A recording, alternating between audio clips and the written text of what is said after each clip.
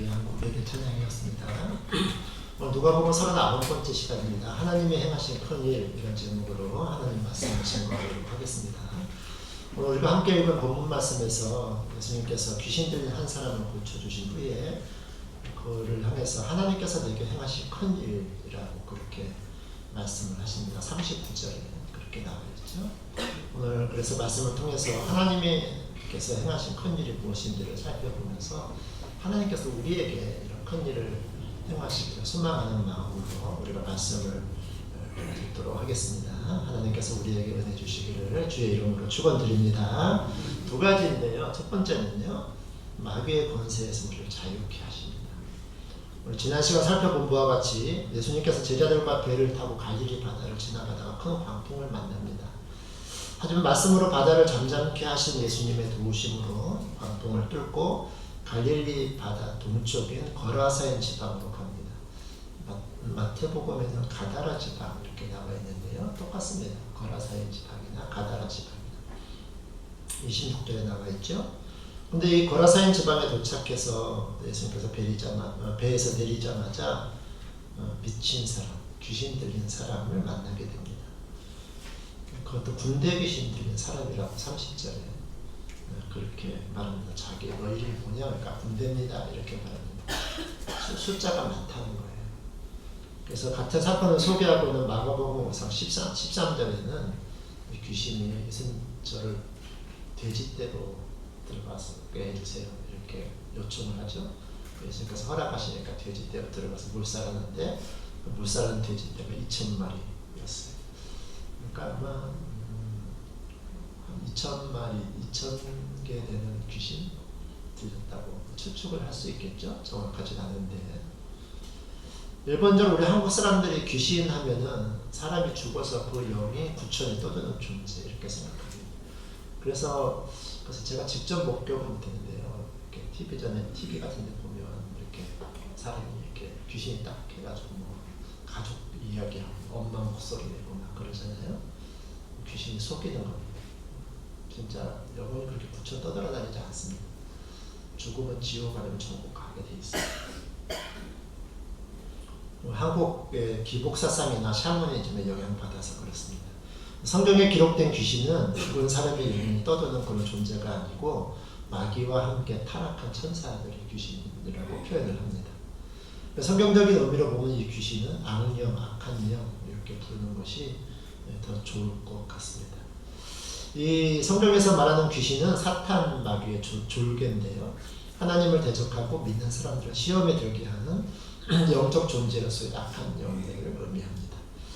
오늘 본문으로 돌아와서요. 이 귀신 들린 사람의 이름이 뭐고 나이가 얼마나 되고 왜 귀신이 들렸는지는 기록이 없기 때문에 알 수가 없습니다. 한 가지 분명한 사실은 이 귀신에 사로잡힌 이 사람의 처지가 너무나도 처참하고 비참합니다.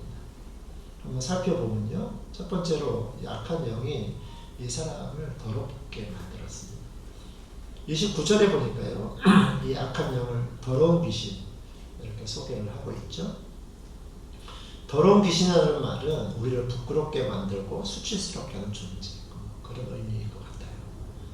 27절 말씀에 보니까요. 귀신 들린 사람이 거하는 곳이 무덤이었습니다.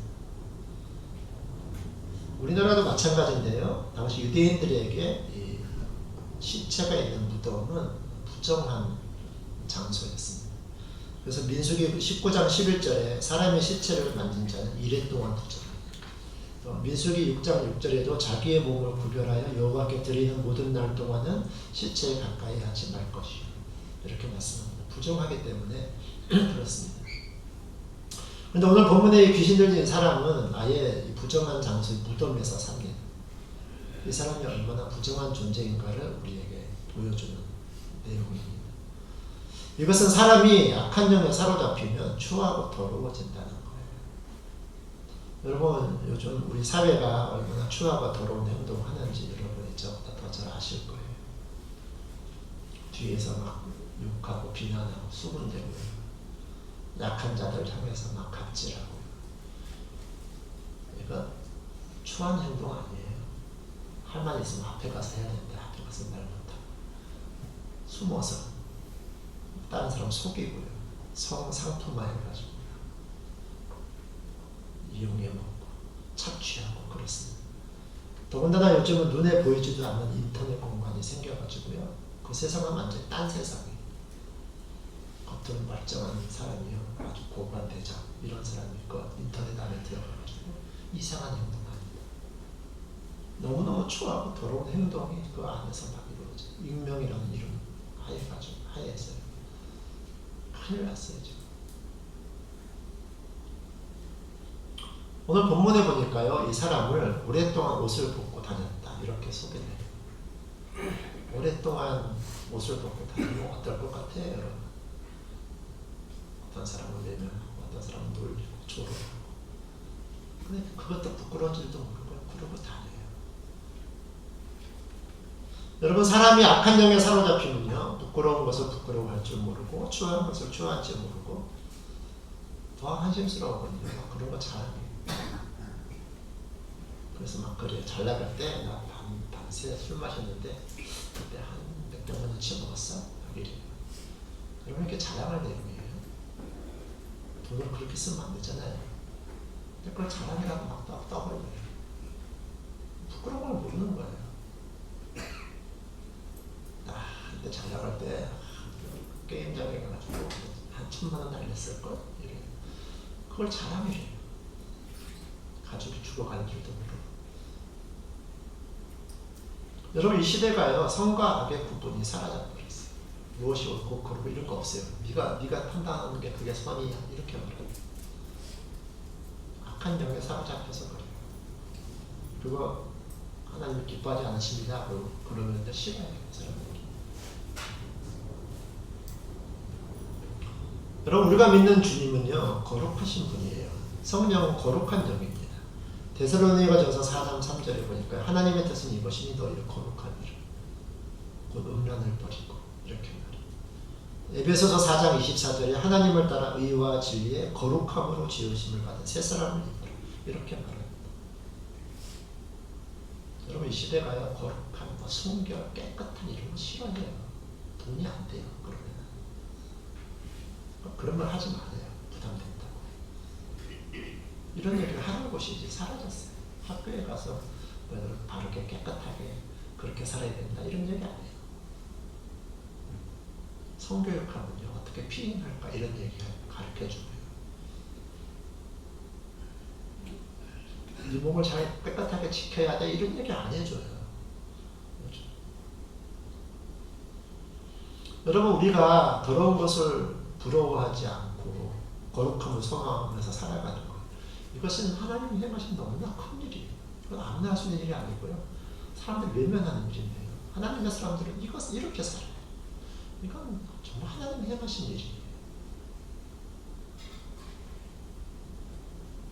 저와 여러분 가운데 이런 거룩한 소망을 품고 사시기를 축원드립니다. 또 하나는요. 악한 영이요. 이 사람을 방황하게 만들어요. 단절시켜요. 여러분 이 악한 영은요. 예수님과 상관없는 존재로 살고 싶어합니다. 당연하겠죠? 귀신이 어떻게 주님을 좋아하겠어요? 그래서 28절에 보니까요. 하나님의 아들 예수여 당신과 나와 무슨 상관이 있나이까 이렇게 말해요. 제발 나 좀 내버려 두라는 거예요. 왜 나 괴롭히러 왔냐는 거예요. 그러면서 이렇게 말합니다. 나를 괴롭게 하지 마옵소서. 여러분 하나님이요 예수님이요 우리 괴롭히는 분이세요. 우리를 구원하고 사랑하기 위해서 자기 몸을 주시려고 오신 분이에요. 근데 악한 영에 사로잡히면요 예수님이 나를 괴롭힌다고 생각해요. 제가 제일 마음 아픈 일은요 사람들이 교회가 너무 힘들어. 교회가 나를 너무 힘들게 해. 괴롭혀. 이렇게 말하는 분들이 이 시대에 좀 있어요. 교회 너무 깊이 빠지지 마. 여러분 교회는 여러분을 괴롭히는 것이 아니에요. 여러분을 바르게 세워주고 하나님의 복을 받게 하고 싶은 것이 교회죠. 자기가 하고 싶은 거 못하게 한다고 교회가 불편하다. 나를 괴롭힌다. 악한 영에 사로잡혀 있으면 그래요.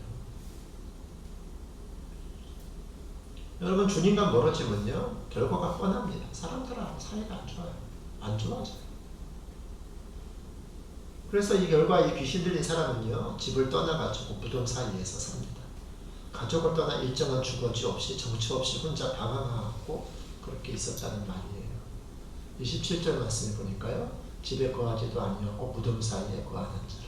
29절 끝에도 보니까요. 귀신에게 몰려 광야로 나갔다. 혼자 살아요. 혼자. 무덤에서 광야에서. 악한 영은요. 언제나 자신이 있어야 하는 위치와 삶의 자리를 이탈하게 만들어요. 본문에 나타난 귀신들은 이 사람도 집을 뛰쳐나가서 무덤에서 살 수밖에 없는 인생이 되어버리고 말았습니다. 다른 사람하고 완전히 단절된 삶을 사는 겁니다. 그곳이 안전하다고 생각했나 봅니다. 그가 사는 곳은 늘 아무도 다가오지 못하는 무덤입니다. 아내도 사랑하는 자녀도 부모도 이웃과 친구도 그런 자기만의 무덤에 오지 말라는 겁니다.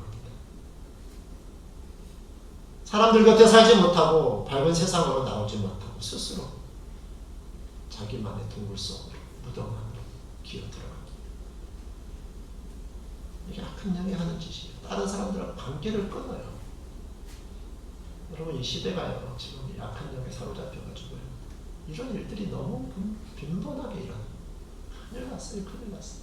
저는 정말 두려워요. 이 시대가 어떻게 될까. 다른 사람들하고 말 안 하려고 그래요. 다른 사람하고 얘기 안 하는 게 안전하다고 생각을 하는 거예요. 혼자 생각하고 혼자 판단하고 혼자 결정하고 그러고 삽니다. 그래도 별로 불편은 없죠? 이 시대가 그렇게 구조가 바뀌어가니까. 사탄이요. 이 시대의 사회 구조를 그렇게 만들어가요. 너 혼자 지내도 괜찮아.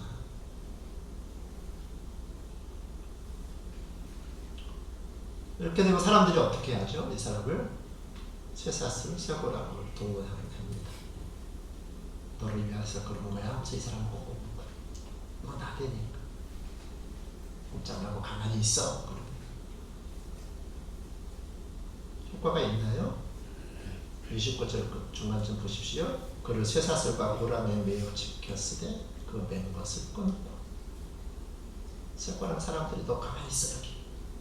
나대지 마. 그럼 사람들이 알았어요. 가만히 있을게. 일어나요. 네가 뭔데? 악한 힘이 발동합니다. 똑같은 사건을 기록하고 있는 마가복음 5장 3절 4절에 보니까요. 아무도 그를 쇠사슬로 맬 수 없게 되었다. 4절에 보니까 쇠사슬을 끊고 고랑을 깨뜨렸습니다. 그래야 아무도 그를 제어할 힘이 없는지 이렇게 말합니다. 악한 힘이 발동합니다. 당연하죠. 쇠사슬을 묶는데 가만히 있겠어요? 처음엔 사람들이 집으로 이 사람 데려가려고 얌전하게 이렇게 데려갔을 거예요. 쇠사슬한테 전화가 그러면 소리 지르고 그리고 이 녀석이 왜 이렇게 시끄럽게 그래? 그래서 더 큰 힘으로 더 강력한 쇠고랑을 동원해서 이 사람을 꽁꽁 묶는 거예요. 그러면 이 묶인 사람이요. 네가 더 강하게 나를 압박해? 악한 힘이 순환되는 거예요. 더 강하게 억압하고 더 강하게 반응하고 그리고 더 강하게 그 사람을 묶고 피 터지게 싸웁니다. 그런데 사람이 제어가 안 돼요. 사람이 묶여서 살 수 있나요? 여러분 통제할 수 없는 악한 힘 이게 너무너무 위험한 거예요. 너무너무 위험합니다. 여러분 강아지 훈련할 때 뭐해요? 하지마 기다려. 통제시키잖아요. 말합니다. 이게 안 되면 어떻게 되죠? 아무 데나 버리고 아무 데나 오줌 싸고 사람들은 우왕 끌고 먹는 거. 집안의 주인이 강아지가 돼요. 집에도 못 들어오고 냄새 나는 집안에 개똥 소변 전체 통제가 안 되면 그렇게 되는 거예요. 주인도 물고 손님도 물고 야단납니다. 처음엔 자기 마음대로 하니까 좋겠죠. 그러다 보니 주변에 아무도 없는 겁니다. 이처럼 악령에게 사로잡힌 사람은 방황하면서 다른 사람과 단절된 삶을 살게 됩니다. 여러분 악한 영에 사로잡힌 사람이 얼마나 무섭습니까? 이상한 행동하고 난폭해지잖아요. 그러니까 사람들이 싫어해요. 처음에는 그 사람 위해서 얄미워하고 이렇게 좀 통제하다. 근데 그 사람이 그 통제 속에 안 들어가잖아요. 그러니까 막 반항하거든요. 막 욕하고 막 폭력 쓰고 막 그런 거. 아이 몰라. 그렇게 돼요. 싫어합니다. 사람들이. 외면해요. 그런데 오늘 말씀에 보니까 모든 사람들이 두려워하고 포기하는 이 사람을 우리 주님이 외면하거나 포기하지 않으셨어요. 예수님께서 방풍을 뚫고 이 청년에게로 찾아온 거예요. 우리나라는 동가서로 이렇게 서울에 보면은 강물이 흐르잖아요. 이스라엘은 북에서 남으로 이렇게 요단강을 요단강 서편, 요단강 동편 이렇게 요단강 서편 지역은 예루살렘 갈릴리 지방이거든요. 예수님이 요단강 서편에서 주로 사역을 했어요. 요단강 동편은 잘 가지 않아요. 근데 이 사람이 있는 이 거라사인 지방은 요단강 동편 지역. 예수님이 갑자기 이곳을 찾으신 거예요. 광풍을 뚫고. 왜요? 이 청년 구원해드린다.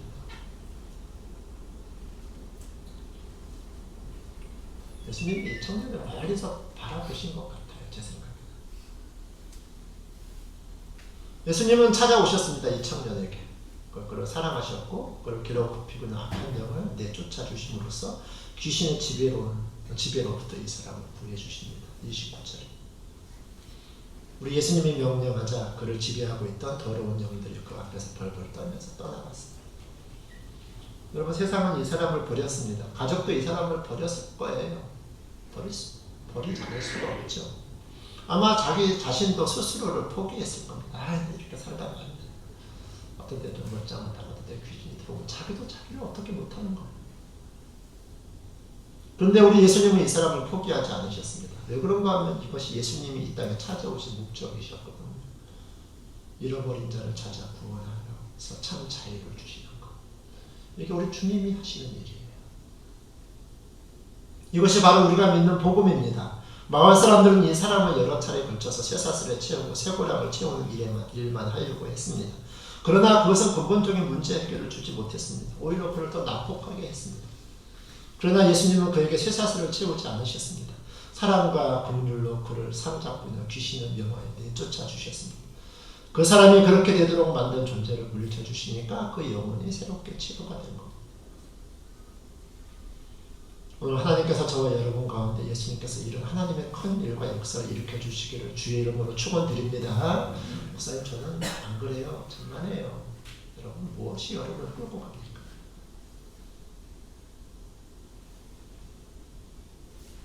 많은 사람들이요 진정 자유롭지 못해요.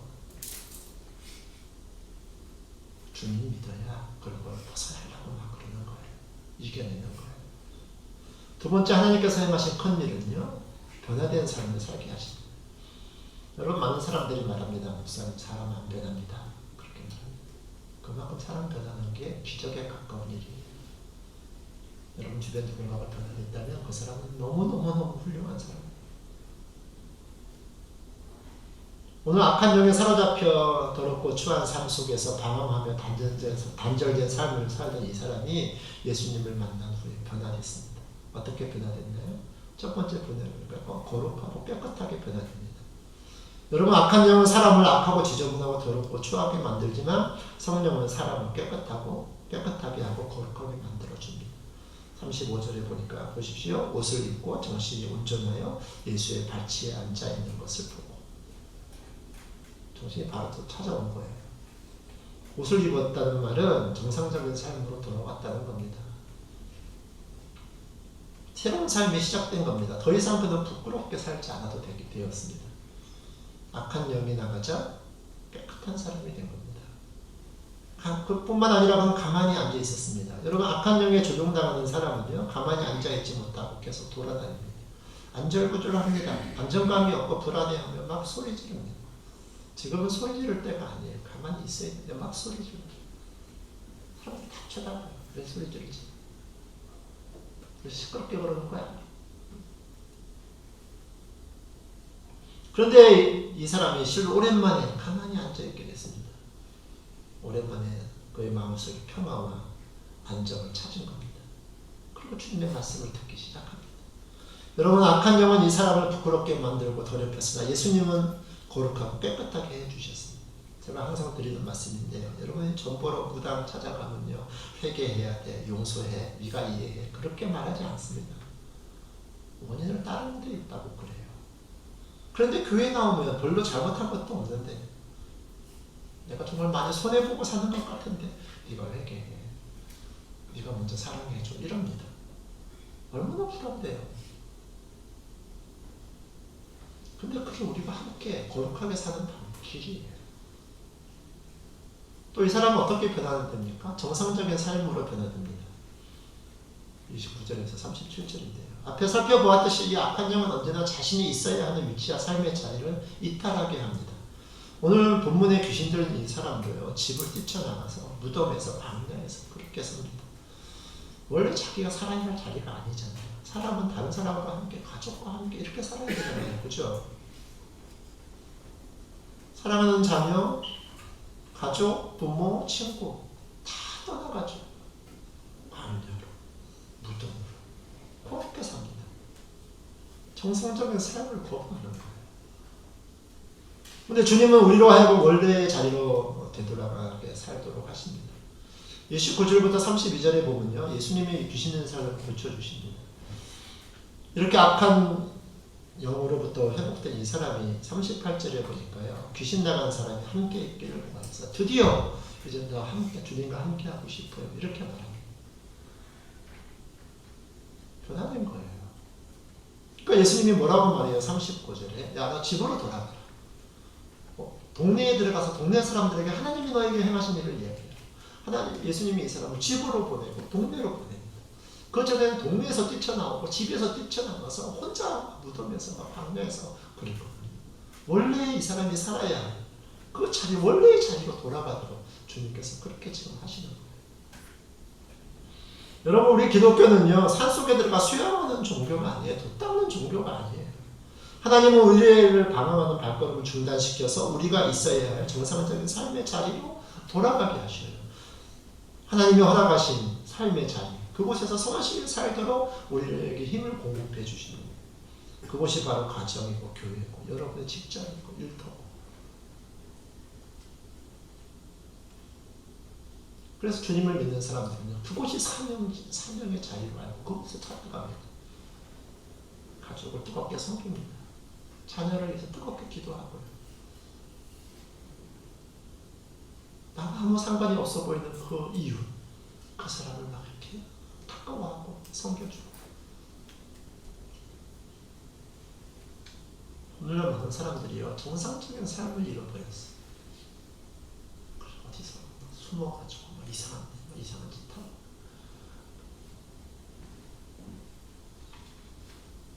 마지막으로 예수님께서 이 사람을 사명자로 세우시죠. 38절, 39절. 여러분, 이 사람은 산으로 무덤으로 광야로 이렇게 끌려다니던 삶을 살았습니다. 29절에 보니까 그렇게 나오죠. 거기서 뭐 하고 지냈어요? 마가복음 5장 5절에 보니까 막 소리 질러요.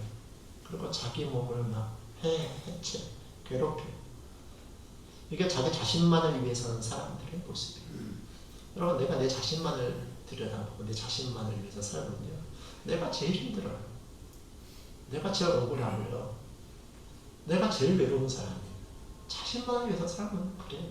다른 사람들은 너무 행복하게 사는 것 같아요. 좀 특별히 SNS에 보니까 며칠 전 뉴스에도 나왔어요. SNS에 사장들이 모여가지고 미국 국회에서요, 사과하고 그러더라고요.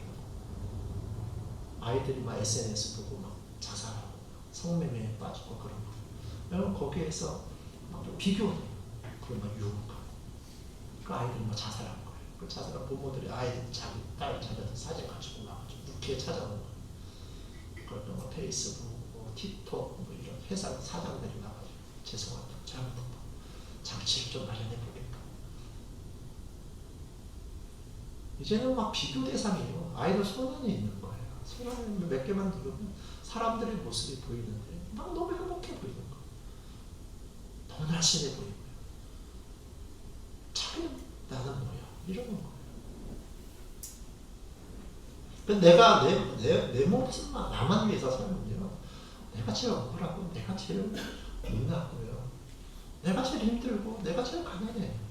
다른 사람들은 막 해외로 막 여행 다니고 막 그래서 또 올려놓고 막 사진 찍어서 올리고 막. 내 인생은 뭐지? 그런 소리가 나는 거예요. 스마트폰이 부자고. 예수님께서 38절 39절에서 어떻게 하셔요? 그를 보내십니다. 어디로요? 집으로. 집으로 돌아가라. 원성으로 가라. 보내시고 돌아가라고 하시고 말하라고 하고 전파하라고 하고. 이 사람을 새로운 사명자로 세우는 거예요. 여러분 고라사인 지방은 복음의 불모지였습니다. 그곳에서는 예수님을 믿는 사람이 아무도 없었습니다. 36절부터 37절 보니까 이 사람들이 예수님을 막 두려워해요. 이 사람이 귀신이 쫓아내서 돼지떼에 들어가 돼지가 몰살하니까 너무너무 예수님을 무서워해요. 두려워요. 그래서 예수님은 떠나라. 우리 동네에서 가달라. 왜요? 또 제사상에 손해가 생길까? 돼지 때문에요. 사람을 새롭게 하고 구원하는 주님을 거절하는 그런 동네가 거라사인 지방이에요. 그런데 만일 귀신 들렸던 이 사람이 예수님과 함께하는 그곳을 떠났다면 그곳에는 예수님의 증인이 될 사람이 한 사람도 없는 거예요. 그래서 예수님은 예수님의 증인으로 그를 보냅니다. 거라사인 사람들은 예수님을 배척했지만 그들을 위해 한 증인을 주님께서 남기신 겁니다. 거라사인 동네 사람들은 쇠사슬로 그를 묶으려 했지만 그 동네 사람들을 죄의 쇠사슬에서 풀어주는 사명을 위해 주님을 그 일을 보내는 겁니다. 여러분, 하나님의 사람들은 예수님을 통해 자신의 진정한 사명을 발견하는 사람들입니다. 내가 왜 살아야 하는지, 왜 돈을 벌어야 하는지, 내가 왜 여기 있어야 하는지 그 목적을 찾게 됩니다. 그래서 주님은 우리로 하여금 가까이 있는 친족, 가족에게로, 이웃에게로 가서 그리스도를 증언하도록 하십니다. 저와 여러분 다 사명자예요. 목사님 저는 아무것도 할 게 없어요. 천만에요. 여러분 그냥 그리스도인으로 그곳에 있는 것만으로도 사명자예요. 너무너무 중요한 일을 하고 계신 거예요. 예수님의 에서는 사명을 발견하는 저와 여러분 되기를 주의 이름으로 축원드립니다. 말씀을 믿습니다. 하나님께서 행하신 큰 일이 무엇인가? 마귀의 권세에서 저와 여러분을 자유케 하셨고요. 변화된 삶을 살게 하셨어요. 이게 하나님이 행하신 큰 일이. 이 일이 저에게, 여러분에게. 옛날에는 어쩔 수 없어. 이거 안 하면 안 돼. 이랬던 사람이요. 난 할 거야. 주님 기뻐하지 않아. 그래서 나를 끌고 가는 것들을 거부하는 거예요. 악한 것들. 이거 하고 싶은데 밤새 그냥 놀고 싶은 거야. 그래서 안 돼. 자문회를 가서 교회 가야 돼. 이런 거. 내가 무엇에 이끌려 사는가? 그것이 중요해요. 예수님이 나를 이끄는 악한 것으로부터 우리를 자유케 하셨고 우리를 변화시켜 나가십니다. 이것이 하나님께서 행하신 큰 일. 이런 은혜가 저와 여러분 가운데 넘쳐나기를 주의 이름으로 축원드립니다.